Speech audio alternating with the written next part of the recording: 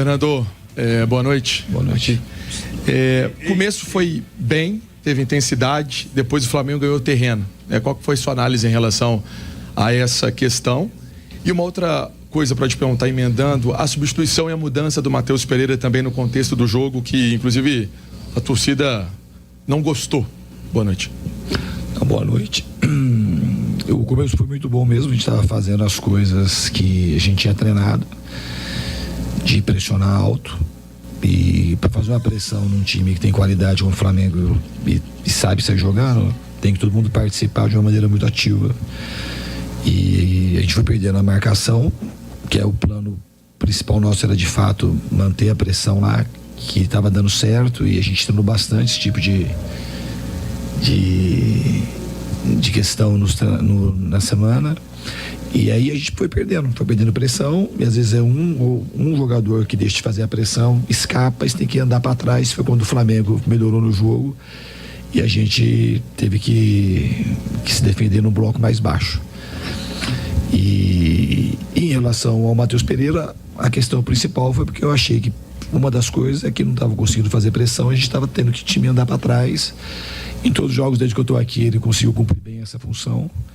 E depois na questão da mobilidade, ele também estava doente esses dias. Eu não sei se ele estava nas melhores condições, mas eu achei que faltou assim, intensidade para a gente manter a pressão e de mais mobilidade para a gente conseguir depois ter mais, tipo, ficar mais criativo e criar mais oportunidade de gol. Diniz, boa noite, CJ da Rádio 98 FM. O Vital, na saída do campo, disse que faltou velocidade no terço final. Por isso, é a pobreza da produção ofensiva seria a causa. Queria saber, você acha que tem que melhorar e o que falta para melhorar essa produção ofensiva do Cruzeiro, que pelo torcedor e pela imprensa também está bem fraca? Então, eu acho que a gente podia ter produzido mais, mas a gente teve chances, pelo menos 2 chances claras de gol. A gente não tem inúmeras chances, tem um número aí estatístico.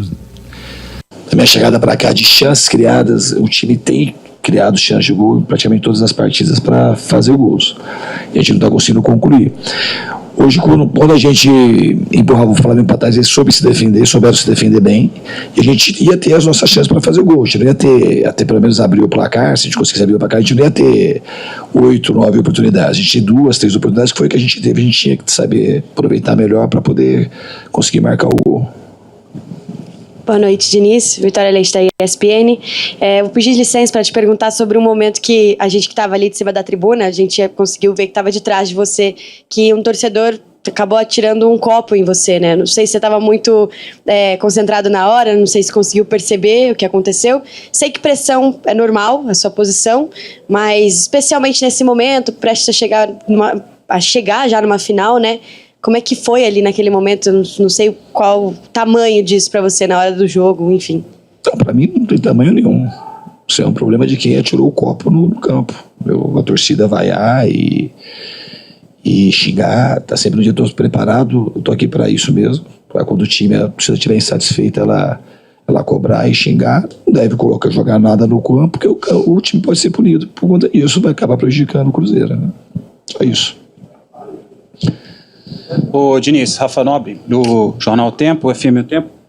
A gente já conhece o seu trabalho, ele tem uma chancela, né? Tem aquela marca Diniz, que hoje chega a 8 jogos e a gente ainda não consegue ver muito pouco a evolução, nem a classificação para a final da Sul-Americana. Acho que consegue mostrar o que o torcedor espera do trabalho do Diniz. Passa pela sua cabeça uma mudança de rota? O Cruzeiro está a menos de 20 dias aí de uma decisão, das convicções que você tem de trabalho, pensando numa, talvez num encaixe que não aconteceu até aqui, passa isso pela sua cabeça? Então, se você quer uma resposta clara mesmo daquilo que eu penso, eu já falei isso para vocês, os 4 primeiros jogos que a gente jogou aqui, com mais chance de ganhar do que de empatar ou perder. Aí fizemos um jogo muito ruim contra o Lanús, uma partida contra o Atlético Paranaense que não dá para você considerar, e fizemos um jogo muito bom contra o Lanús na partida de volta. Então, assim, você joga, o trabalho, se você vai ver se o time está jogando bem, está conseguindo evoluir, está conseguindo produzir. Hoje a gente teve uns 25 primeiros minutos muito bons no jogo. Depois a gente perdeu o encaixe contra um time que é muito bom, embora seja o time que não tá, o time do Flamengo não é o time titular, que tá jogando, mas o Bruno Henrique é titular, jogou, o Pulgar jogou, o Fabrício Bruno é um jogador de seleção brasileiro, o Davi Luiz é um excelente jogador, é um time muito forte do Flamengo. Então, assim, tem muitas coisas boas acontecendo, e as coisas não vão acontecer de uma hora para outra. Então, senão a gente acha, e eu falei isso lá quando ganhou com o Lanús, a gente fica analisando o resultado do jogo. Lá com o Lanús a gente jogou bem, ganhou o jogo, mas a gente tinha coisas para corrigir. Hoje a gente tem coisa para corrigir e tem algumas coisas boas. Esse é um processo de evolução da equipe, de maturidade, tanto tática, técnica, como emocional também. Então é um processo que a gente não vai fugir do processo, as coisas não vão acontecer de uma hora para outra. Eu acho que a gente está trabalhando na direção correta. Acredito que a gente teve uma chance de, depois do jogo contra o Lanús, e da maneira como a gente começou, de ser mais consistente. E eu acho que isso é uma palavra que está faltando para o time, consistência. De seguir melhorando e não oscilar. Porque depois a gente oscilou no sentido de não fazer as coisas que a gente tinha programado para fazer e ceder no campo para o Flamengo, e o jogo acabou ficando mais para eles nessa parte principalmente do primeiro tempo ali. Boa noite para você, Diniz. Aqui, Edivaldo Miranda, da Litoral News. Dentro disso, dessa evolução, a gente observou, pôde ver isso também, esse primeiro tempo bom nessa primeira parte. O que você tira de aprendizado para a sequência para o jogo contra o Criciúma? Campeonato muito difícil, uma equipe está ali na parte de baixo da tabela e vai ser no Mineirão, né? A torcida ao favor do time será importante também. É sempre importante jogar no Mineirão, o time está mais habituado, e é sempre importante a presença da torcida. A gente tem que procurar entregar para a torcida sempre o melhor, e jogar bem e procurar entregar as vitórias que a torcida merece. A gente vai fazer o máximo para que isso aconteça. Farley, Podfute, Diniz. A gente vê uma pequena evolução na saída de bola, ali com o Cássio ali, diminuiu bem os erros. É uma evolução, uma pequena, mas é uma evolução. Mas o meio campo ali, o armar, a jogada, ainda está com... A gente vê nitidamente falhas. E o Cruzeiro, mesmo quando está em bloco alto, tende a cair muito para a esquerda.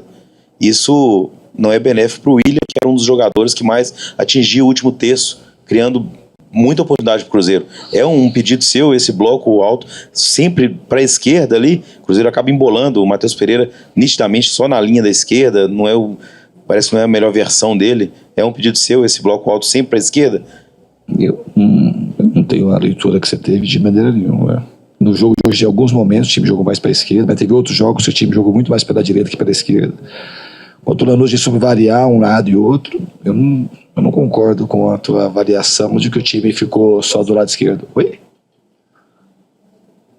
Aqui. Eu observei, por exemplo, hoje no início, até os 20 minutos, você estava aberto os dois lados.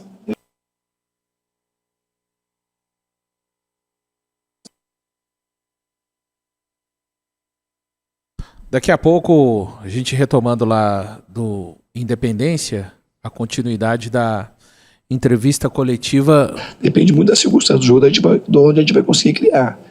É importante que a gente consiga criar, não depende do lado, de onde a gente vai conseguir criar a chance para poder o time ter condição de vencer o jogo. Boa noite, Diniz. Guilherme Gonçalves, da Transamérica. Você foi muito vitorioso no ano passado, venceu, chegou à seleção e você tem um jeito muito autoral de trabalhar os seus times, e talvez esse sucesso gere muitos olhos em torno do seu trabalho. Você acha que, olhando para esse ano, você no Brasileirão tem uma vitória em 16 jogos, somando os dois times, você acha que aprenderam a jogar contra o Diniz? Bom, se a gente começar a ganhar jogos, você vai achar que aí não aprenderam a ganhar. Não dá para analisar resultado. A equipe, essa análise, ela não tem como fazer uma análise dessa. A gente tem que ver o que acontece nos jogos. Pegar e estudar o jogo e falar o que aconteceu no jogo. O Flamengo conseguiu tirar a saída. Uma das coisas que caracteriza meu jeito de jogar, o Flamengo conseguiu tirar a saída do jogo, do time, como você sai jogando. Então o colega acabou de falar que teve uma evolução grande de sair jogando. A gente não teve muita dificuldade de sair.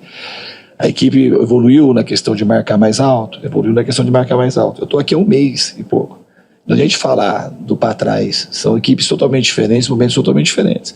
Essa pergunta que você faz, ela é recorrente. Tem que ter uma fila, você vai lá para o final da fila. Faz 15 anos que eu sou técnico, essa pergunta ela acontece sempre. Quando o time tem uma queda de evolução, é porque eles aprenderam a marcar os times que eu dirijo. Então isso é sempre, é só perder. A gente não olha o que está acontecendo no jogo, as questões do jogo, de como aconteceram, se de fato a gente está tendo dificuldade por conta de uma questão tática ou não, por conta do trabalho. Mas é só perder ou ganhar que a gente vai fazendo as análises conforme o sabor dos resultados. Boa noite, Diniz. Fábio Velame, GV Esportes. Como é que é para você administrar esse momento do Cruzeiro? Está numa final da Sul-Americana, uma competição importante para o clube, mas também estagnado no Brasileiro, né? O Cruzeiro está a 10 pontos do G6. Então, a gente queria muito pontual, não só hoje, desde quando eu cheguei aqui, até antes de eu chegar aqui. E a gente vai continuar trabalhando. A gente não, em nenhum momento nesse jogo a gente entrou pensando em nada do Sul-Americano, acomodado com a possibilidade que a Sul-Americana pode nos dar. A gente tem que continuar trabalhando, corrigir os erros da equipe para a gente conseguir voltar a vencer. Diniz, boa noite. Aqui Mike da Trivela. Hoje o Cruzeiro novamente voltou a ter só uma opção ofensiva no banco, né? Um atacante propriamente dito. E os Cruzeiros você chegou a dar oportunidade para alguns jogadores da base nos treinamentos, o Tevez até entrou. O que acontece que esses garotos não são relacionados? É uma questão de prioridade ao sub-20 ou que eles não se encaixaram tão bem lá durante o dia a dia? O que está fazendo você preferir trazer só um atacante do que oportunizar esses garotos? Obrigado. É uma questão daquilo que eu estou vendo nos treinamentos. Os jogadores são talentosos, de fato, tanto o Tevez como o Kenji e outros da base, o Índio mesmo, um jogador que estava sendo observado, acabou se lesionando. Como tem o Vitinho e o Japa, está todo mundo sendo observado. E eu vou colocar e relacionar aqueles que eu acho que estão produzindo mais no treino, que podem ajudar a equipe. Mas isso não viabiliza em qualquer momento desse. O Tevez pode jogar, o Kenji ou um outro jogador da base. Fernando, Guilherme Macedo do GE. Também nesse aspecto, né, do setor ofensivo, que certamente é um setor mais esvaziado, digamos assim, de opções nessa reta final de temporada. O Rafa Silva faz parte dos planos depois do que aconteceu? Vocês já tomaram uma decisão sobre o futuro dele? Hoje ele não veio porque estava suspenso? Não, ele estava suspenso e também o Rafa Silva está sentindo, ele voltou a sentir a lesão da coxa nos treinamentos, então ele mesmo se ele não tivesse suspenso, ele não ia poder ajudar hoje. Então assim, ele não tem nenhuma, ele faz parte do elenco e tá com a gente. Ô Diniz, em cima dessa consistência que você falou aí, da dificuldade, isso está diretamente ligado também a alguns gols que o Cruzeiro vem dando com uma certa facilidade para o adversário. Hoje talvez mais um ali, que o Davi Luiz teve a chance na falta, não foi uma grande falta e a barreira acabou facilitando ali no momento em que o Marlon abre ali o lance. Obviamente que a gente tem tomado alguns gols muito evitáveis, não foi só o de hoje. O próprio gol do Lanús lá, a primeira partida da semifinal, o gol do Vasco, o gol do Fluminense, assim, a gente tem perdido ou deixado de ganhar por placar mínimo, 1-0, 1-1, e obviamente que esses gols que a gente tem tomado têm prejudicado também a nossa pontuação na tabela, mas assim, a gente não tem, o futebol é uma coisa coletiva e falhas acontecem. A gente está aqui para tentar mitigá-las, minimizá-las e poder potencializar os jogadores para que a gente consiga jogar melhor e conseguir as vitórias. Boa noite, Diniz, aqui atrás Marcos Botelho, Rádio Montense. Só voltar um pouquinho na parte da produção do seu time, até em um tema que você gosta de falar muito, que é a parte mental. Desde que você assume o Cruzeiro, naquele primeiro jogo contra o Libertad, existe uma questão para a performance do seu time em excelência na característica do Diniz. E existe essa forte pressão desde então do time produzir nessa maneira. Você acredita que essa pressão, tanto da imprensa quanto da torcida, pelos resultados, pela produção do time, tem atrapalhado nessa questão mental dos seus atletas? Não acredito que tenha atrapalhado isso. A equipe ela tem oscilado a produção nos jogos. A gente fez boas partidas. Hoje, por exemplo, teve períodos diferentes do jogo. O começo foi muito bom, depois foi ruim o primeiro tempo, aí a gente tomou o gol no começo do segundo tempo. Eu fiz a mudança, o jogo ficou mais aberto, a gente teve chance de fazer gol, o Flamengo teve chance de fazer gol, ficou um jogo diferente o segundo tempo. Taticamente, o jogo ficou mais aberto do que a gente gostaria pelo fato de a gente ter que se expor mais para tentar empatar e virar a partida.